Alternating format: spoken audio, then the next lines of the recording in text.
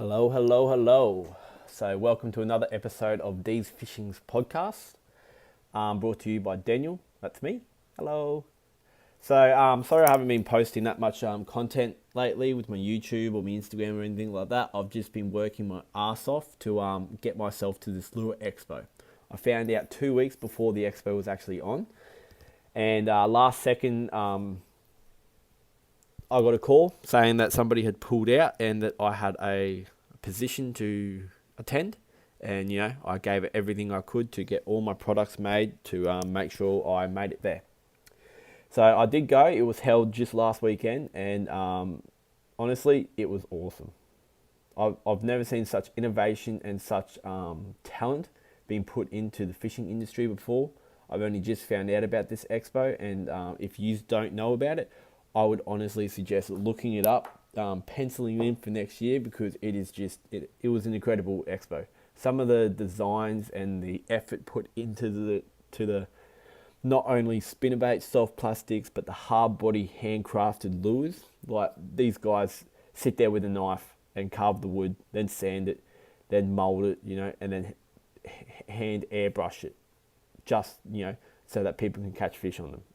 They are just incredible. The amount of work that must go into some of these lures, I was blown away. So yeah, like, I still haven't been able to get for a fish, unfortunately. It's probably been about a month and a half since I've been out for a fish. Finally got my car sorted.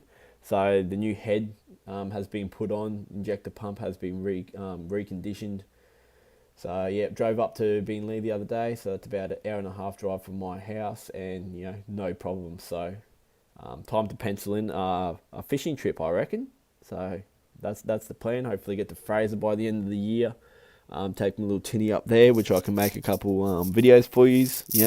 Catch some tailor or something. Tailor season's coming on as we are getting into winter. So the tailor and the snapper and everything, the big Bream, should be coming on the bite shortly. I just need to find a second to actually get out there, But so today's episode is pretty much just a recap of my weekend. Like I said before, I had a brilliant time. It was honestly awesome. A couple of my mates came up and they brought a few things themselves, and they were just, that they were blown away with what it actually was as well. So yeah, if you haven't been to it, or if you don't know about it, have a look at it. It's called the Lure, Fly and Outdoor Show. It was held at Beenleigh this year. I'm pretty sure it's usually held at Ipswich. Might be held at Ipswich next year, but the reason it wasn't this year is because the Ipswich showgrounds are getting renovated. So it was held at the new showgrounds that were just built at Beenleigh, which I thought was quite a good venue for it. There was probably, I'd say, over 100 stalls there. So yeah, like I was saying, it was a good time. So I'm just going to talk about, a couple of the people I met, some of the other stalls that I was able to talk to. I didn't get a chance to meet everyone, but because I was pretty busy myself. Thank you to everyone that actually came and saw me, brought some products off me. I know you're going to love them. So yeah, this is pretty much just a recap of my weekend. Hope you enjoy it. So this year, the Lure, Fly and Outdoor Expo was held at the Beenleigh Showgrounds on the first weekend, June 2019. This was my first year experiencing the excitement, innovation and joy that the fishing community has brought to life during the show. If you are unable to attend this year, I would definitely pencil it in for next year, as it is not something that you're going to want to miss. From boats to lures to fly knots to soft plastics, poppers to the latest fishing attire, this show has everything you need to get prepared for your next season of fishing. I was truly blown away with the artistry and craftsmanship of the fellow store holders. From handcrafted hard-body lures, poppers, swim baits, and much, much more. The amount of work being put into a lure that can be gobbled up by a monster fish is just incredible. Like I said, I unfortunately did not get a chance to meet everyone there, but to those who I did meet, thank you for welcoming to the community. You were truly, you made it a lot easier for me, as I was a little bit nervous coming up, but it was a great weekend and I truly enjoyed my time. So the boys at Tricky's Lures had some amazing soft plastic and spinnerbaits and are a great bunch of blokes. The spinnerbaits were one of a kind, and the movement in the water, I believe, is going to be irresistible to fish. So they had about 3 pivots throughout their whole spinnerbait. So you can just imagine that, one spinnerbait usually just has 1 pivot point. So you can imagine what 3 pivot points is going to do under the water. That movement, I believe, is just going to be awesome. Gobsmack Lures took home the Best Ornamental Lure Award with his double-headed dragon. This thing is incredible, so do yourself a favour and check out the photos on his page. He truly had some amazing timber-crafted hard-body lures.